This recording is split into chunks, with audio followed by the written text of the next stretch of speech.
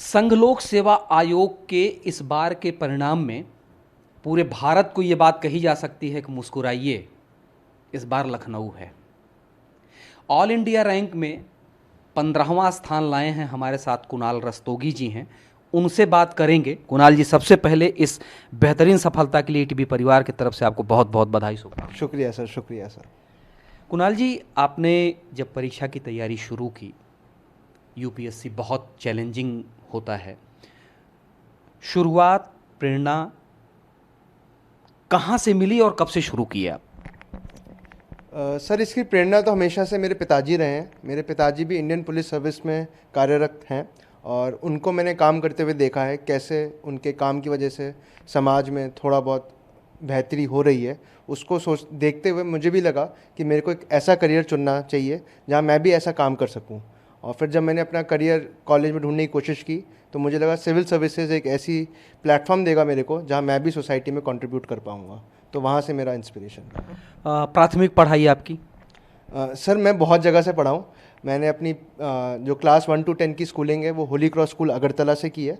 फिर मैंने 11th-12th अपना CMS गोमती नगर से किया है लखनऊ में।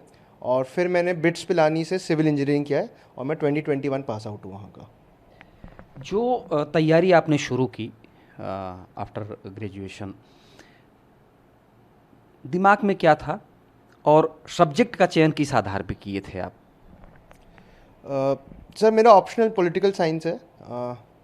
सर, मैं सिविल इंजीनियरिंग हूँ तो मैं पास एक ऑप्शन तो था हमेशा से कि मैं ऑप्शनल अपना सिविल इंजीनियरिंग ही ले लूँ। लेकिन जब मैंने सिलेबस देखा और टाइम देखा मेरे पास, क्योंकि मैंने अपना पहला अटैम्प्ट कॉलेज के साथ ही दिया 2021 में, तो मुझे लगा उन मामलों में पॉलिटिकल साइंस का सिलेबस बहुत ओवरलैप करता है बाकी जनरल स्टडीज़ के साथ। और साथ ही में पिछले कुछ सालों में काफ़ी टॉपर्स वहाँ से आए भी हैं, तो एक वो भी मेरे लिए मोटिवेशनल फैक्टर था। लेकिन सबसे इम्पॉर्टेंट था कि जो मैं अपने कॉलेज में कुछ ह्यूमैनिटी इलेक्टिव्स लिए थे जो पॉलिटिकल साइंस से रिलेटेड थे और मेरी उस वजह से रुचि बहुत बढ़ गई उसमें। तो मैंने सोचा कि मेरी रुचि भी है, ऑप्शनल परफॉर्म भी अच्छा कर रहा है, तो क्यों ना इसी को ले लिया जाए। एक बड़ा कन्फ्यूज़न है कुणाल जी, चर्चा में था कि जैसे जो आईआईटीएन होते हैं, हाँ सर। वो पीछे के दिनों में बहुत आए, यूपीएससी क्रैक किए, और कई आईपीएस ऐसे मेरे भी परिचित हैं जो आईआईटीएन रहे हैं। हाँ सर। तो कहा जाता था कि जो तकनीकी क्षेत्र के लोग हैं उनका सिलेबस छोटा है या वो जल्दी चीज़ों को पकड़ लेते हैं। ये इसको कितना मानते हैं आप? सर, मैंने ध्यान से सिलेबस उनका देखा तो नहीं है। जहाँ तक मैं मैथ्स को जानता हूँ, क्योंकि मेरे कुछ दोस्त मैथ्स से तैयारी कर रहे हैं, सर उस पर सिलेबस स्कोरिंग है सब्जेक्ट। लेकिन एक उसमें ड्रॉबैक क्या आ जाता है कि जो मैथ्स का सिलेबस है वो एक्सक्लूसिव है, या जो इंजीनियरिंग का ऑप्शनल का सिलेबस है जहाँ इलेक्ट्रिकल इंजीनियरिंग हो, उसमें जनरल स्टडी से कोई ओवरलैप नहीं है। और हालांकि कुछ सालों में क्या हुआ है कि यूपीएससी ने जो स्केलिंग है वो सारे ऑप्शंस के बराबर कर दी है। तो पहले ये होता था कि कोई 350 360 नंबर भी मैथ्स में ले आता था और उसी बलबूते पे उसका सिलेक्शन हो जाता था। लेकिन अब यूपीएससी ने स्केलिंग कुछ इस तरह से कर दी है कि जो टॉपर मार्क्स है सारे ऑप्शनल्स में वो सेम हो गए हैं। तो अब अगर पिछले साल जैसे पॉलिटिकल साइंस में टॉपर के 314 नंबर थे, वहीं मैथ्स ऑप्शनल के टॉपर का 325 नंबर ही थे। तो अब वो बैलेंस उन्होंने कर दिया है। तो अब आप कोई भी ऑप्शन लेके कर सकते हैं और शायद अब कोई एडवांटेज बचा नहीं, जैसा आप कह रहे हैं। मैं एक और सवाल जो भी अपने यूपीएससी के लोग हैं उनसे पूछता हूँ। एक फिल्म आई थी 12वीं फेल, हाँ सर। और उसमें एक बात कही जाती है कि कई लाख लोग तैयारी करने आते हैं, कुछ चुने जाते हैं। ये जो चुनौती वाले शब्द हैं, फिल्मों में जिस तरीके का छायांकन होता है, फिल्मांकन होता है, वो अलग चीज़ें हैं। रील और रियल में अंतर यही है। उस फिल्म को अगर आपने देखा होगा और जिसको आपने पाया है, अंतर क्या पाते हैं? सर, कुछ अंतर नहीं लगता मेरे को। जो फिल्म में दिखाया गया है कि कंपटीशन बहुत टफ है और यूपीएससी एक बहुत ही प्रेस्टिजियस एग्जामिनेशन है। काफ़ी लाख लोग इस चीज़ का सपना देखते हैं और कुछ ही लोग इसमें सिलेक्ट होते हैं, वो एकदम ही सच्चाई है। और इसलिए जो उस फिल्म में दिखाया गया जो कंसिस्टेंसी, हार्ड वर्क और जो डेडिकेशन चाहिए वो बहुत ज़रूरी है इसमें। तो मैं तो मानता हूँ कि वो फिल्म में जो डेडिकेशन का पार्ट दिखाया गया है वो एकदम ही एक्यूरेट है। बिल्कुल कुणाल जी, मैं उसी डेडिकेशन पे आएंगे। पढ़ाई कितने घंटे करते थे और उस पढ़ाई के लिए डेडिकेशन कितना ज़बरदस्त होना चाहिए दोनों? सर, मैंने घंटे कभी नहीं गिने ज़िंदगी में। मैं हमेशा टास्क बेस्ड स्टडी पे बिलीव करता हूँ। मैंने ये सोच लिया था कि मुझे ये टास्क कंप्लीट करना है।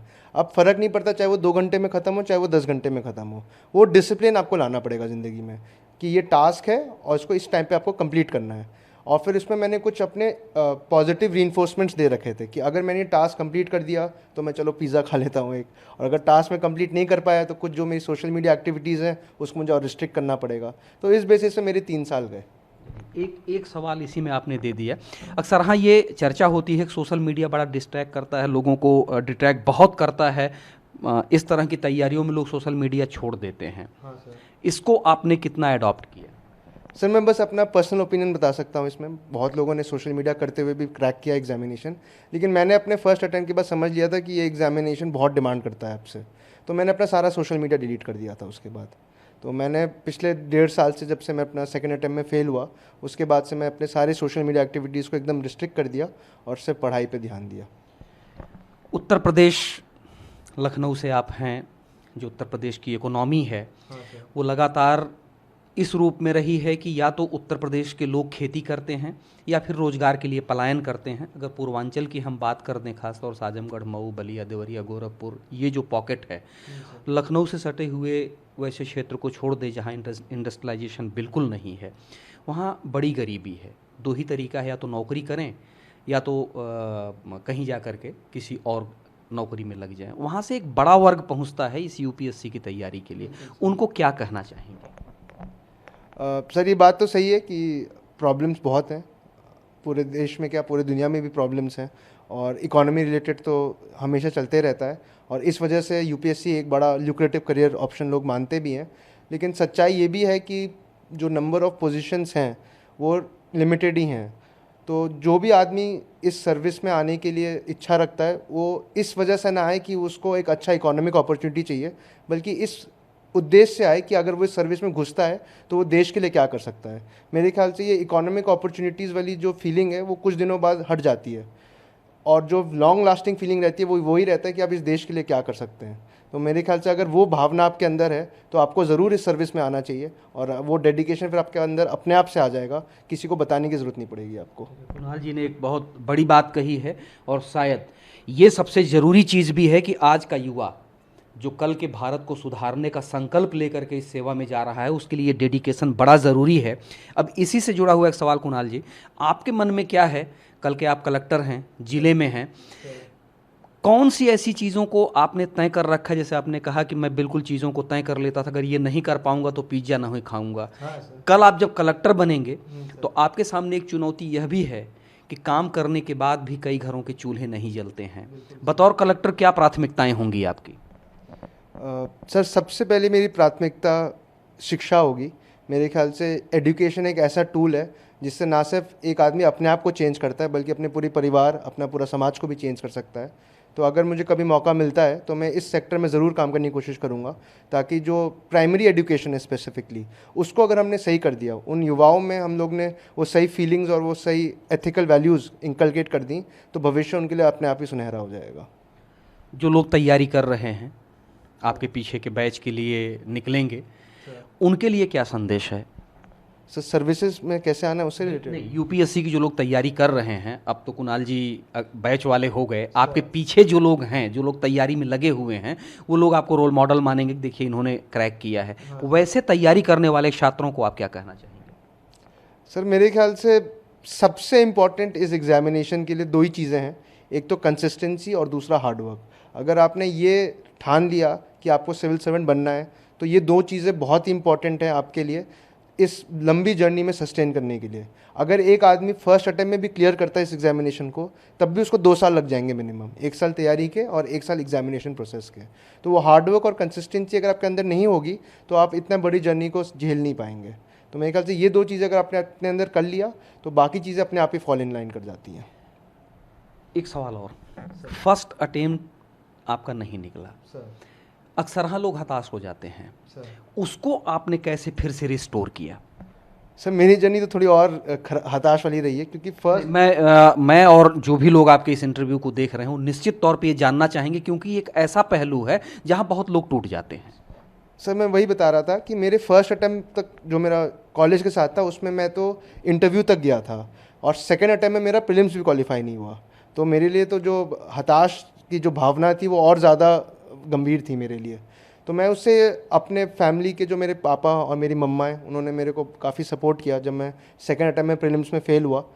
फिर मेरे कुछ दोस्त थे उन्होंने भी मेरे को कहा, और जब भी मुझे दुख होता था तो मैं हमेशा वो पहले चीज़ सोचता था कि मैं सर्विस में क्यों आ रहा हूँ, और वो हमेशा था कि देश सेवा की भावना थी। तो वो मेरे को हमेशा आगे बढ़ने के लिए मोटिवेट करती रही जब मेरा दुख वाला समय बीत रहा था।